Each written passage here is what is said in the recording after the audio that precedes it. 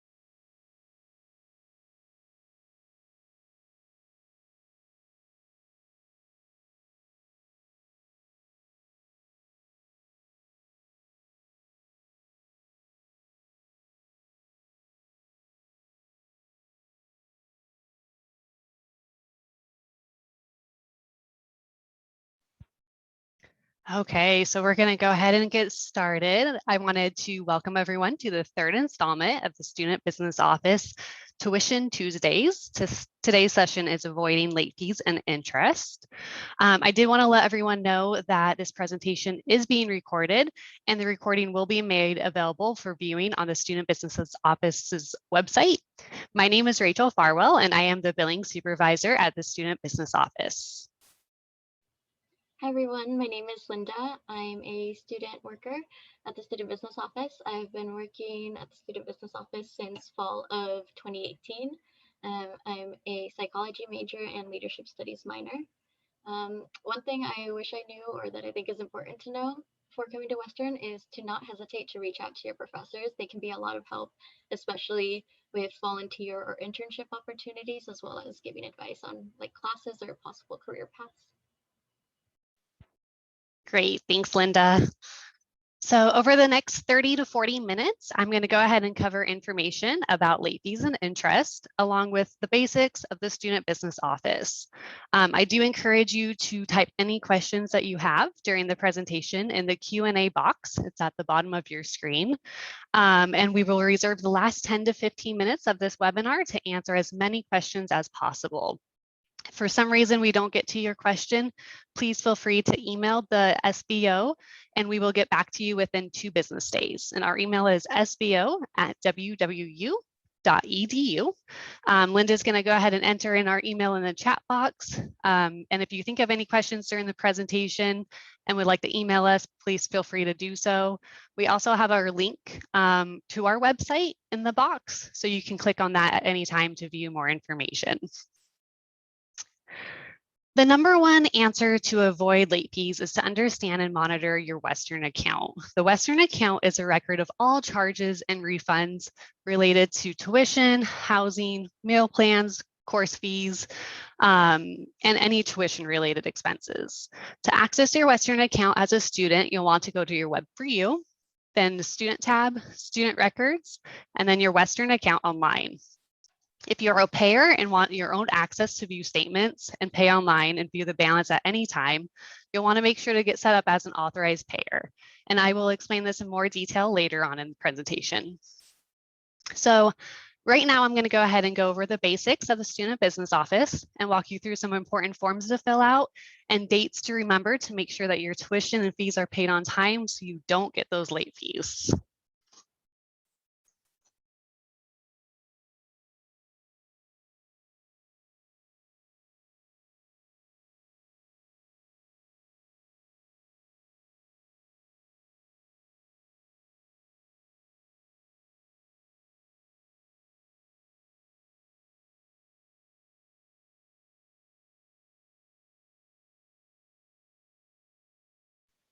Okay, so Tuition Tuesday, how to avoid late fees and interest.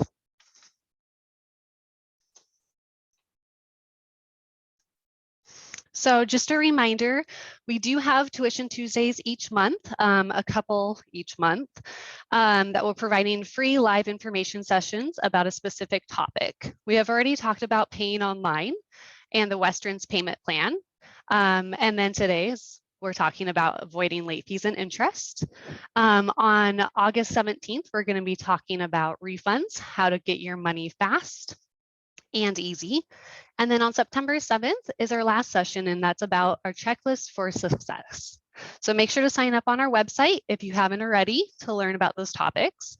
And again, our website link is in the chat box. If you're not able to attend them, we are recording each session and they'll be up on our website within a week, so you can view them at any time. The Student Business Office offers many different services. Here are some other units that are a part of our office. We have the Revenue Unit, who is responsible for processing all payments that come into the university, including tuition payments, grants, and third-party vendors. The Billing Unit, which is where Linda and myself work. We also have 2 other full-time staff members and about 7 other student employees. We handle the statements, refunds, charges, and any other activity that happens on the Western account. Debt Recovery Unit, who handles former students that have left Western with a debt to the university. Transportation Office handles parking, bus routes, and they can help you find the best way to commute to class. Western Card Office is where you can get your Western card to ride the bus, access the gym, go to events, and you also use that at the dining hall. And then the box office handles all events on campus. You'll go through them to purchase your tickets to attend the event. Just a side note, transportation and the box office and the Western Card Office are all hiring right now. So if you're a student who has work study in your financial aid award, make sure to go to the Western Washington University's student employment website to apply and join our team. So next we have the checklist for success, and we will have a Tuition Tuesday about this, but I'm just going to kind of go through the basics for you. These are the top 4 things that you should make sure to complete before starting fall term. This is also on our homepage of our website with the links, so you can click and complete it right there. The release of financial information must be completed to allow Western to speak to parents or others regarding your account. The authorization to apply financial aid needs to be completed for any financial aid funds to pay for more than just tuition, room and board, and course fees. So bookstore charges, health center charges, replacement Western ID charges, any of those miscellaneous charges your financial aid won't pay for unless that form is filled out. Then we have the payer invitation, which allows you to designate a parent or other third party to view your balance, make your payments, and view tax information. The direct deposit is for any refunds. This must be completed to prevent a delay in financial aid or other credit balance refund disbursements. You can sign up there on refundselection.com. So just to go through these forms just a little bit more, the authorization to apply financial aid funds is an e-sign form. So you just fill it out and it emails it directly to our office. Make sure to fill out this form before your financial aid applies to your account. So financial aid will always apply to your account the Friday before classes, as long as all of your requirements are completed. So a good example would be you get your financial aid the Friday before fall term, and then you go to the bookstore the first day of class, September 22nd, but your refund had already went through and you already got your refund that Tuesday. So now you do have that bookstore charge still due on your account, and you want to make sure to pay that by the 15th. So make sure to check your account balance anytime you want to add something to your Western account, and make sure that your financial aid had paid it. Or if you already got a refund, you can use that to pay it back. This form is also good for the entire time you're at Western, so make sure you fill it out today on our website. Then we have the payer invitation. So authorized payers can pay online. They can view statements, view the 1098-T tax form, and also any current account charges. The student will just need to log into their Western account online, click on the My Account, and then send the payer invitation. Once you submit this form that's on the screen, the payer will be sent an email with a temporary password to log in, and then they'll be prompted to change that password right away. One thing to keep in mind is that no one at the Student Business Office can delete a payer or reset their password. So if your payer forgot their password or got locked out, they just need to contact you and you can reset their password at the same place that you set them up. Same with deleting their account.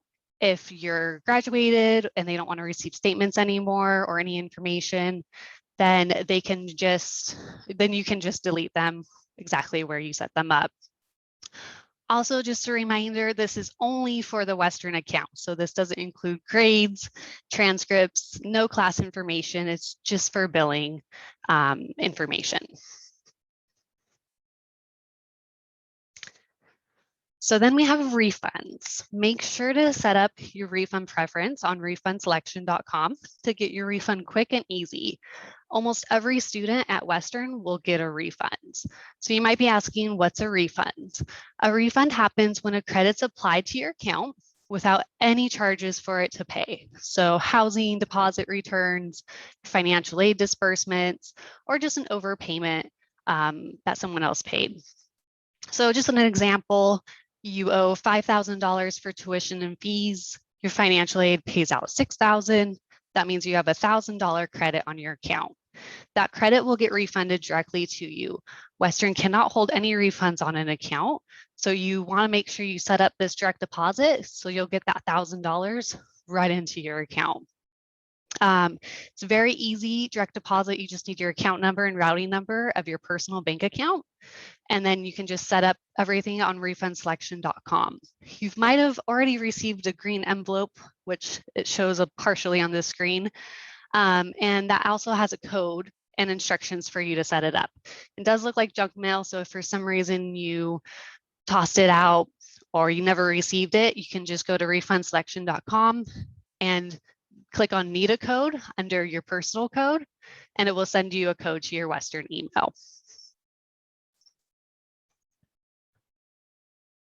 Okay, so how are you going to pay? Make sure you don't get those late fees. You're going to pay online. It's free with an e-check. You just need your account number and routing number, which you can find on your check, or on your online banking. Most statements have your account number, and then routing number is public information. So you can Google it and find that information. You can also pay as a student by logging into your Western account online on your Web4U. Or as I stated before, you can add an authorized payer to log into their portal and pay the balance. The last option is to pay online using a guest portal, which all someone needs is your name and W number, and then the amount that you owe, and they can make a payment directly to your account. It is like a blind payment though, so they would need to know the amount that you owe. Also keep in mind other payment methods. If you're ordering a 529 plan or Get Funds, Dream Ahead, make sure you that takes up to 14 days to arrive. So make sure you plan that to arrive on time. And then if you do need to send a check, please allow 7 to 10 business days for that to arrive. We only post the payment once we get the check. We do not go by the postmark on the envelope. So if you mail it out, let's say on the 13th and we get it on the 16th, you're going to get a late fee because we didn't get it by the 15th of the month. The mail has been inconsistent with delivery. So Western recommends if you're paying by check to pay online using the e-check option. You have all the information on your check and it's free and you can do it 24/7.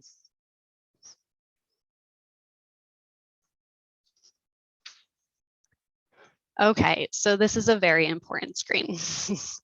Tuition and fees, room and board are always due on the first day of the quarter. So these dates are on the screen. Fall quarter, we have September 22nd, winter, January 4th, and spring, March 29th. So one thing to keep in mind is that spring or winter quarter does have a deadline, a shorter deadline. It's due January 4th. We do assess late fees on the 15th of each month. So keep in mind, Even though tuition and fees are due the first day, September 22nd for fall, you won't get a late fee until October 15th. However, like I was saying, for winter quarter, January 4th, it's due, but it's a shorter turnaround. So January 15th, you'll get a late fee. So if you have somebody else paying for tuition, make sure that they are aware to check your account on the 15th or even a day before the 15th to make sure that everything is paid for. Let's see here. So you may be wondering why people get late fees. Here are some examples of the most common situations that we receive in our office. Keep in mind these late fees were not removed because we only remove late fees if it's a university error. So number one is adding a class, meal plan, bookstore charge, any sort of charge after the first day of the quarter. So for example, let's say a student registers in August, everything's paid for perfectly on time, the first day of class, September 22nd, and then a student adds an additional course on October 1st, which then causes a tuition balance owing, and they don't tell their authorized payer, or they don't pay for it, or they don't even know that it exists because they don't check their Western account, then they will get a late fee on the 15th of the month. The second example is paying the account only when the statement shows up. So this is very important. Western does not send out bills or invoices. The statements are only a summary of the previous month's activity. So statements are sent the first of each month, which means if a student adds something on their account after the first of the month, it is due by the 15th to avoid late fees. So do not rely on the statements to pay the account balance, since that information is not on real time. So another example for that is a statement for fall gets sent out October 1st, and on October 3rd, everything is paid in full. Student adds a meal plan October 7th to the account, which causes a balance. However, a new statement will not be sent out until November 1st, which is past the 15th deadline for late fees, which means a late fee would be applied. So make sure that you don't rely on those statements and that you just check the Western account online to avoid a late fee. The third example is not telling the person who paid the account that you added something to the account or got an email that a balance is due. So this kind of goes for number one also. You know, a student goes to the bookstore, they add a couple books to their Western account.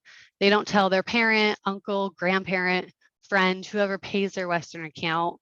And then their parent had already paid the account in full the first day of class. So they didn't even think about looking at the account since they thought it had paid everything. And since the student didn't tell them, they added the bookstore charge. The 15th of the month rolls around, they get a late fee because their student never told them. So communication is key if you have somebody else paying for that. Let's see here.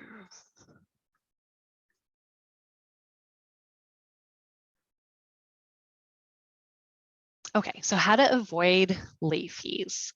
Now that you know some examples on how students get late fees, here are ways that you can avoid that to happen to you.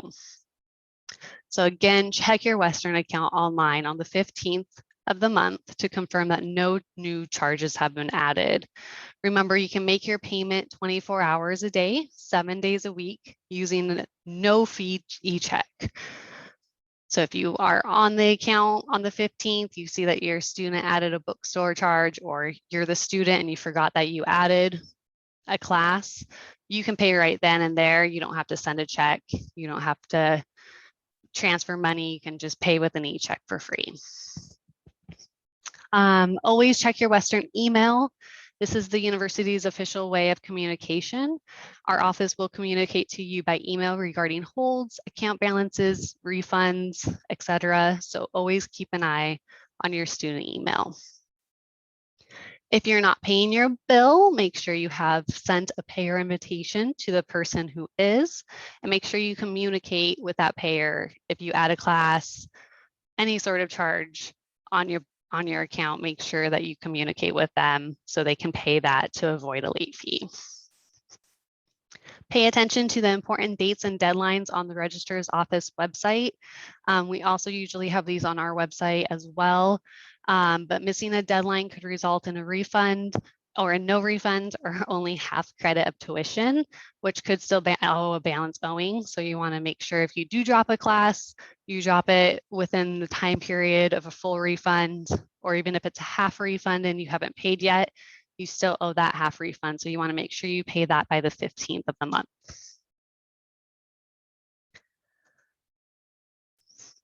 So if you have any specific questions or concerns about your account balances or what a charge is from, we do have this awesome virtual scheduler. So you can book a virtual meeting to discuss your Western account with one of our specialists. You can do this on our website if you go to sbo.wwu.edu, and at the bottom, it says set up an appointment. It's all through Teams. And it's with our full-time staff members. So you can talk to us and we will be happy to help you. Okay, and then if you have any questions, please email us, sbo@wwu.edu. Our phone, we are open phone hours 8 to 4:30. And then feel free to go to our website. Our website has all of this information that I just mentioned. It's a great resource if you ever forget when a late fee is due or how to fill out a form. We have all of that information on our website. And of course, we're on social media, so make sure to follow our Instagram, Facebook, and Twitter. We do our best to keep you also updated on important dates that are coming up, when statements are sent out, and just some fun stuff on there. So I'm going to go ahead and stop sharing my screen. And do we have any questions? Let's see, Linda, are you able to see if there's any questions on there? Yeah, there are. The first question says, since my parents already have access to my account, do I need to fill out a release of financial information form? That's a great question. So there are two different forms. So the payer invitation has them so they can have their own login and password to view the account statements and pay online. The release of financial information is separate. So even if they have access to view your account balance and they're looking right at it, if they call us asking, why do they owe this balance or what is this book surcharge for, we can't tell them unless the release of financial information is filled out. So you want to make sure to fill out both of those. And vice versa, if they have the release of financial information filled out, they won't be able to view the statement. So make sure you have both of those filled out, because we do need, due to the FERPA law, that release of financial information filled out.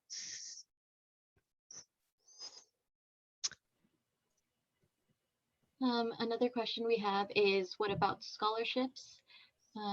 They have a scholarship coming in, but they don't know when they're sending it. So what happens if they send it late? Will I still get a late fee? That's a great question. So scholarships are usually sent as a check. I would, if you're able to, contact them and make sure they send it. It's usually about 2 weeks for scholarships to be processed. So make sure they send it as soon as possible. If it is a university delay, if they send it to us and the scholarship center took 3 weeks, or they just took longer because especially fall quarter, it's just crazy. If it's university delay, then yes, the late fee would be removed. However, if they just sent it the day before, like on the 14th, there's probably no way the scholarship office is going to be able to take 1 day to process that. So you would probably get a late fee on that. My recommendation is reaching out to them as soon as possible and just making sure that they send it to you at least by the first day of class.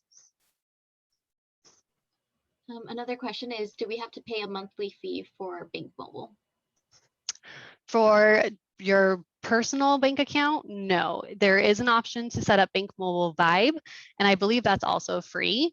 Once you graduate or leave Western, just make sure to close the account so they don't charge you a monthly fee.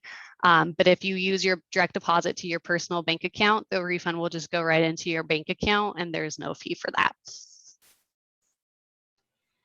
Is there a way for parents / authorized payers to receive a balance due email in addition to the student? So you will receive the statement notification email, which is only once a month. Like I said, it only shows the previous month's activity. We don't send emails every time a balance is due. So if a student goes and charges a book to their account, you're not going to get a notification either as a student that there's a balance due. Just the statement email, you will get that as an authorized payer. Can students charge books, etc., to their account? Yes. So books, you can charge it. I believe the amount is up to $600. And then also, like if you go to the health center and get a medical service charge, they can charge that also to your account. A replacement Western ID card, if you lose that, that can be charged on your account.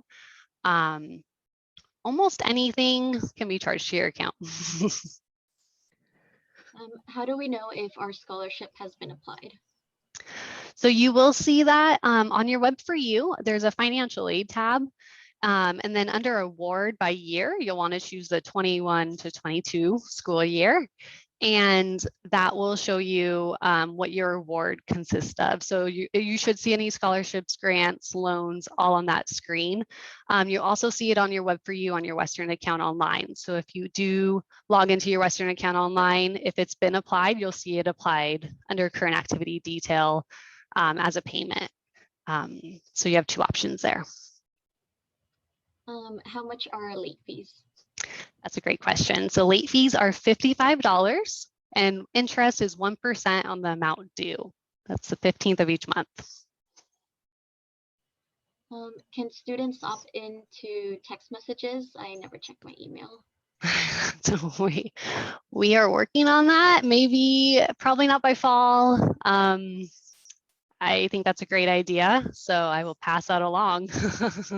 But right now, no, unfortunately, email is the only option. The last question I see is there any way to get bills like every time a charge is made onto the account? Unfortunately not. So we use Transact. They're our billing system, and there's no way to, every time a charge applies to the account, to get that notification. The best way is just to log in real quick on your Western account online or as an authorized payer, just to make sure that nothing is charged.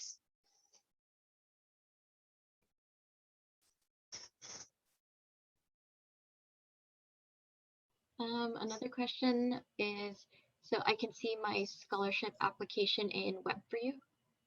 You can see that financial aid or the scholarship center has gotten your scholarship and applied it to your award on Web for You.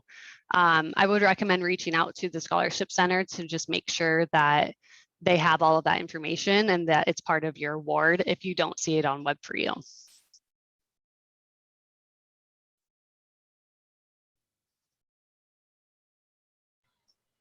When will the tuition amount due show up in the account? My child registered just yesterday. It should show up right away. So you should be able to log in right now and see it. It should be live. So right now.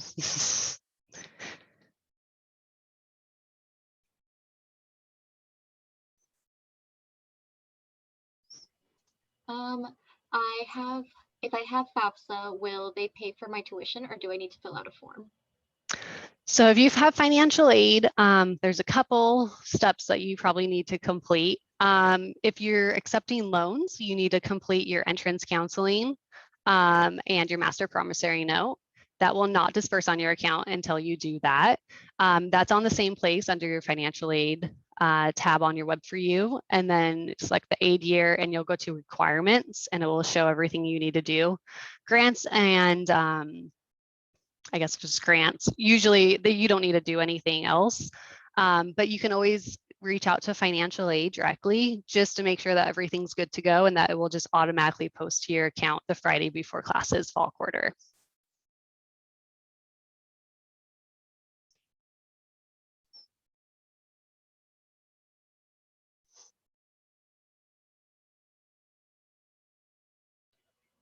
After all of the financial aid is applied to your account, how do we know how much is due for tuition on September 22nd? Yeah, so fall quarter, let's see here. Financial aid will apply to your account on the 17th, so the Friday before classes. So you'll know on the 18th how much is due if financial aid covered everything or if you still have a balance due to pay by the 22nd. And that happens every quarter. So same with winter, you'll get that applied on December 31st. And then spring will be, sorry, I'm looking at a calendar, March 25th. So the Friday before classes, you'll know how much you owe each quarter.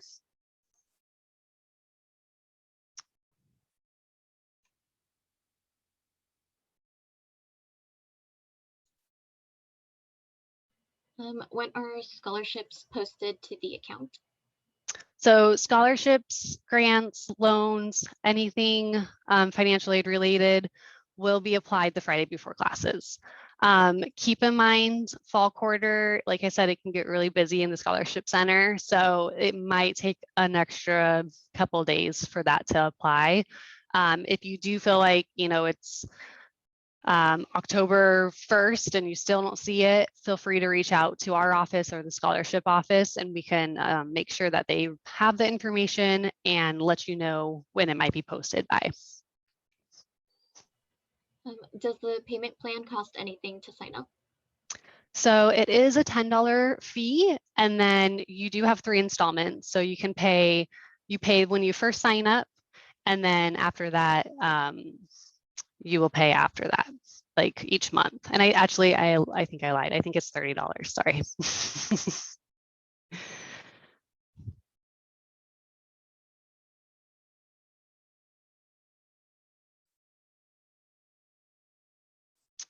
Okay, any other questions? Again, if you leave this webinar or leave this session and you want to ask another question, feel free to send us an email, sign up for that virtual live meeting with one of the staff members.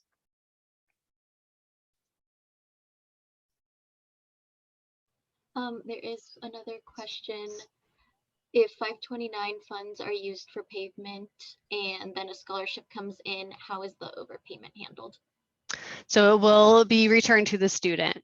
So if your 529 plan paid, $20 more or $3,000 more, any refunds will be directly to the student. So if you want that money back for any reason, contact your student, but it will be directly to the student.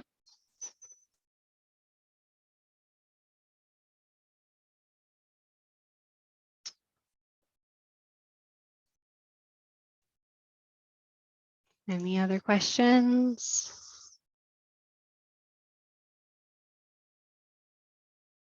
Okay, well, great. Thank you, everyone. And again, feel free to email us, call us, visit our website, or set up a meeting with one of us to talk about any other questions. Thank you.